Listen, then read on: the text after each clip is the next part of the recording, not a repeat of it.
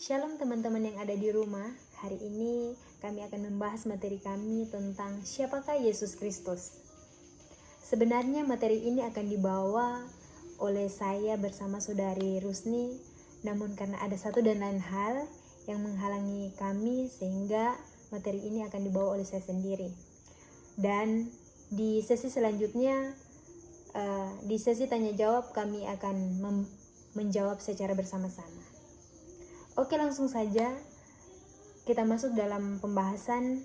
Materi yang akan kita bahas ada 3 poin atau 3 pokok. Yang pertama adalah siapakah Yesus Kristus.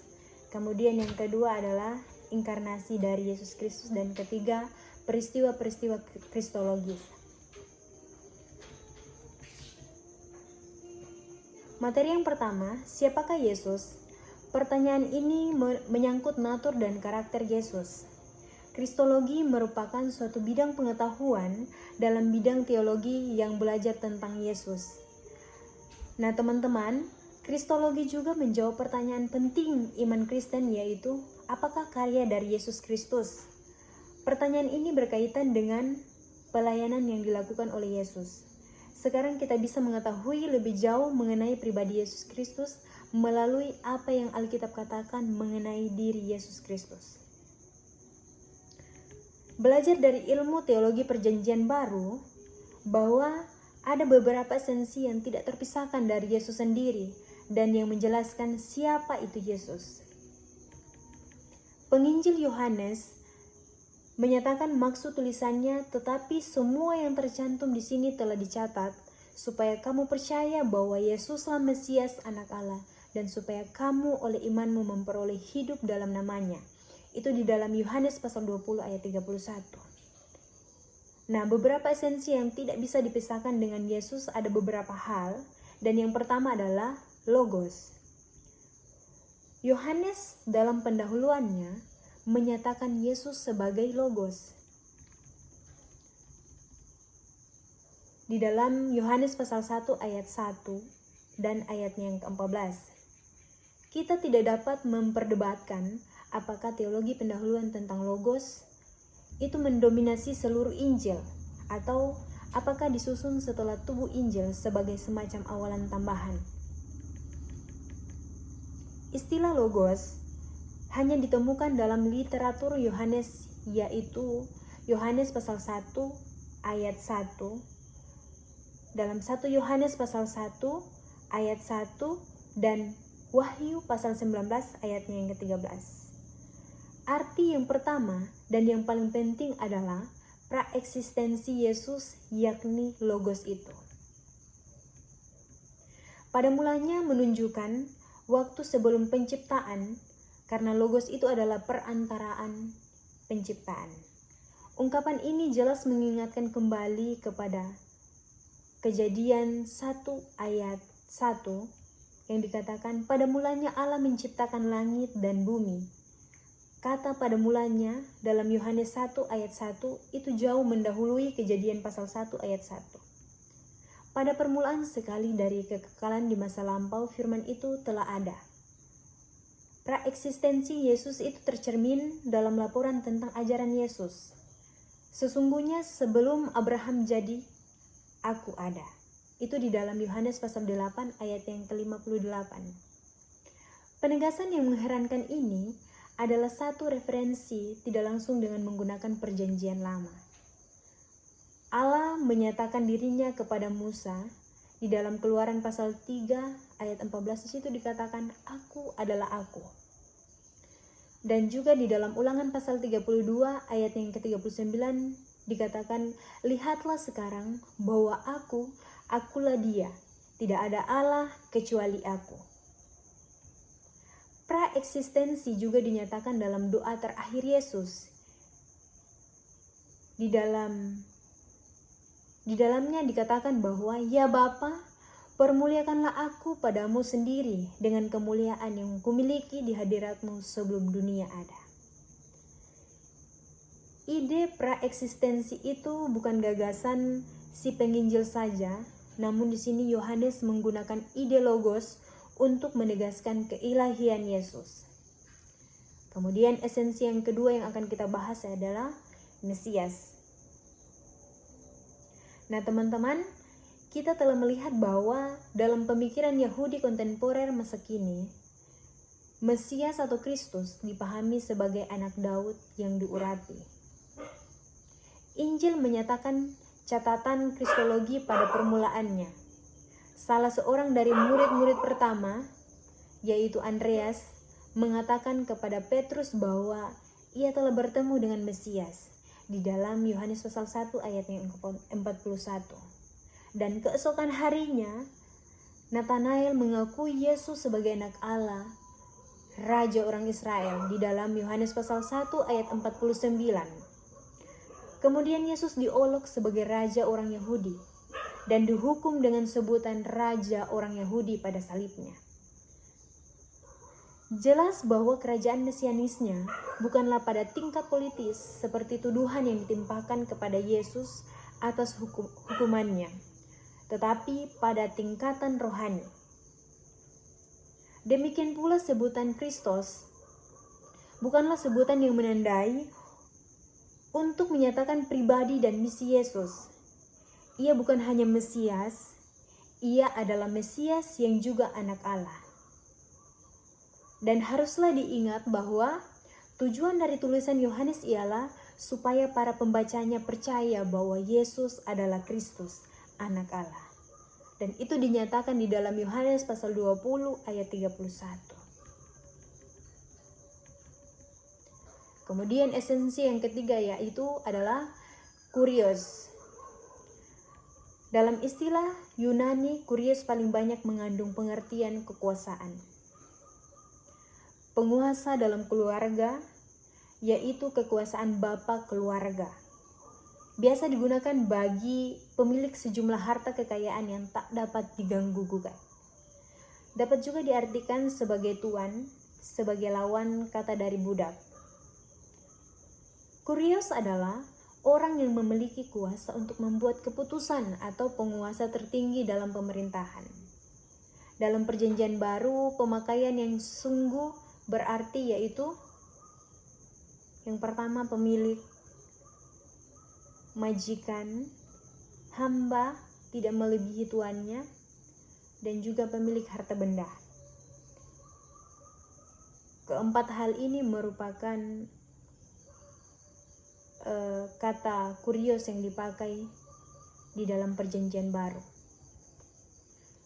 Nah, pemakaian yang menunjukkan keilahian dalam arti yang semurni-murninya, yaitu bahwa kemuliaan Allah itu dikatakan adalah sebutan kurios, bersinar kepada gembala-gembala. Roh Allah ada dalam Yesus. Kata roh Allah itu disebut kurios.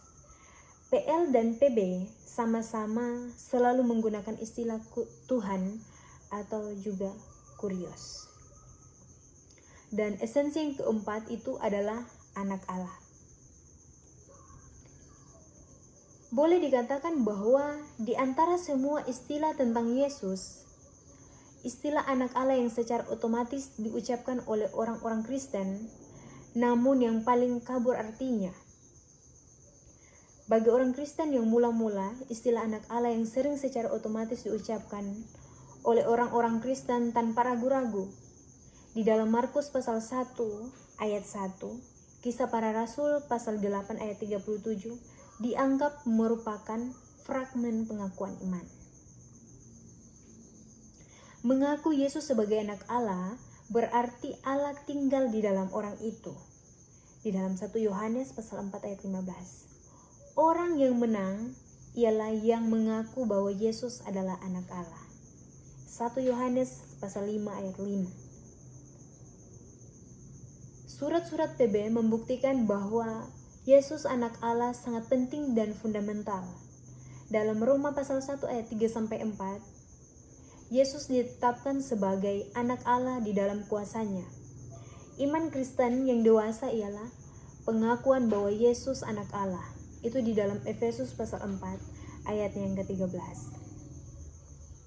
Kemudian kita akan membahas di bagian yang kedua, yaitu inkarnasi Tuhan Yesus Kristus. Kata inkarnasi tak ada dalam bahasa Latin. Namun asal katanya adalah in carne atau ensarki, yang artinya dalam daging.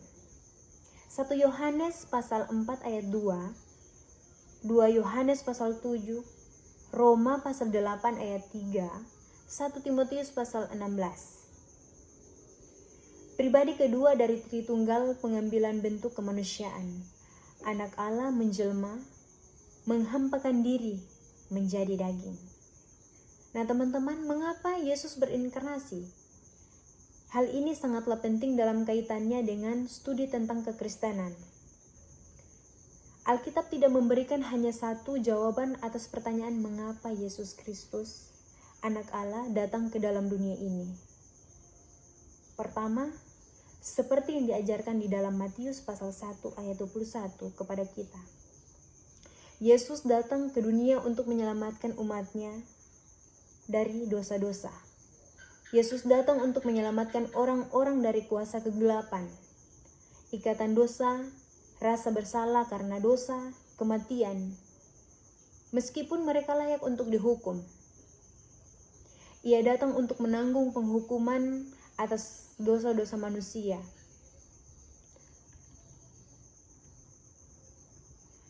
Dalam Markus pasal 10 ayat yang ke-45 dikatakan, karena anak manusia juga datang bukan untuk dilayani, melainkan untuk melayani dan memberikan nyawanya menjadi tebusan bagi banyak orang.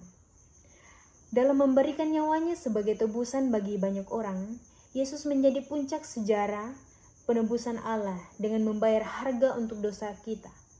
Ia membebaskan kita dari perbudakan dosa. Penyerahan nyawanya untuk keselamatan orang-orang yang berdosa benar-benar merupakan alasan inkarnasi Yesus yang paling penting.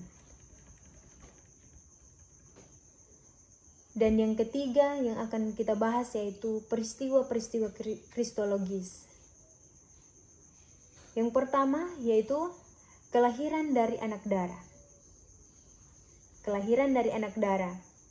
Seorang malaikat memberitahukan kepada Maria yang disebut sebagai seorang anak darah, itu di dalam Lukas pasal 1 ayat 27, bahwa ia akan mengandung dan melahirkan seorang anak laki-laki yang akan dinamai Yesus dan juga disebut Anak Allah yang Maha Tinggi. Lukas pasal 1 ayat 3, kelahiran itu bukan terjadi dengan cara insani yang biasa, tetapi karena pekerjaan Roh Kudus yang sama sekali tiada taranya. Kelahiran Yesus dari seorang darah juga disampaikan oleh seorang Paulus, yang mana dia menerima tradisi mengenai asal Yesus dari keturunan Daud. Ungkapan yang terdapat di dalam Galatia pasal 4, ayat yang keempat, kata kalimat lahir dari seorang perempuan, dan dalam Filipi pasal 2 ayat 7, kalimat menjadi sama dengan manusia, itu menggunakan kata kerja yang sama, seperti yang digunakan dalam Roma pasal 1 ayat 3, dan sekali lagi membedakan kelahiran Yesus dengan kelahiran manusia biasa. Dan peristiwa yang kedua adalah kematian Yesus di kayu salib. Yesus tidak menolak siapapun yang datang kepadanya, melainkan merangkul setiap orang dengan kasih dan belas kasihan. Salib Yesus adalah sebuah tindakan pengorbanan. Kita mengacu pada sistem pengorbanan Yahudi yang termasuk persembahan korban bakaran, persembahan gandum, korban pendamaian, korban penebusan dosa, korban penebus salah, seperti yang diperkenalkan dalam kitab Imamat. Penderitaan ini adalah sebuah korban penebusan di mana Yesus mati menggantikan orang-orang yang berdosa. Bangsa Israel akan disucikan dari dosa-dosa mereka dengan memindahkan kesalahan-kesalahan mereka kepada seekor domba, membunuhnya dan memercikkan darah binatang yang dikorbankan di altar. Yesus sebagai korban penebusan, dan Yesus mati untuk dosa-dosa kita. Penderitaan Yesus tidak hanya menunjukkan sebuah korban penebusan yang final. Ini juga berfungsi sebagai suatu peristiwa penyingkapan kasih dan keadilan Allah Bapa. Karena Ia adil, Allah harus menghakimi dunia berdasarkan dosa-dosa. Meskipun demikian, karena Ia penuh kasih, Ia tidak menuntut pembayaran dosa yang sepatutnya terhadap kita, yaitu kematian, melainkan mengutus anaknya sendiri, yaitu Yesus, untuk membayar hutang kita yang tidak mungkin dapat dibayar oleh kita. Dengan menyatakan kasih dan kehendaknya dalam mengampuni orang-orang berdosa, Allah menemukan sebuah cara supaya keadilannya dilaksanakan. Jadi ketika Yesus mati di kayu salib dan membayar hutang dosa sepenuhnya, keadilan Allah dihargai dan di saat yang sama dilaksanakan. Dengan cara ini, Allah dengan penuh kasih telah mengampuni semua orang berdosa, akan tetapi hanya setelah syarat keadilannya terpenuhi di kayu salib Yesus. Penderitaan Yesus dengan sempurna menyelaraskan kasih dan keadilan Allah untuk kita semua.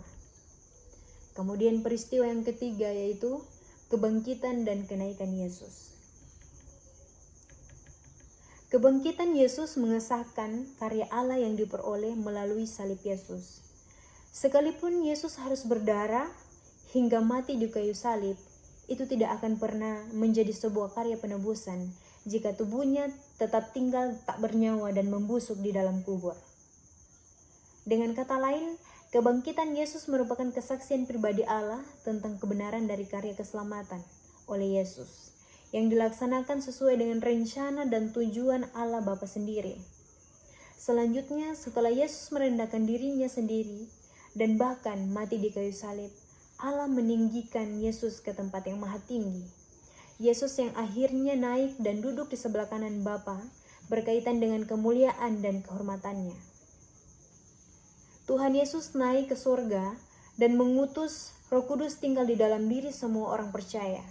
Ada suatu relasi yang sangat dekat antara kenaikan Yesus dengan kedatangan Roh Kudus. Janji Allah mencurahkan Roh Kudus-Nya digenapkan pada hari Pentakosta.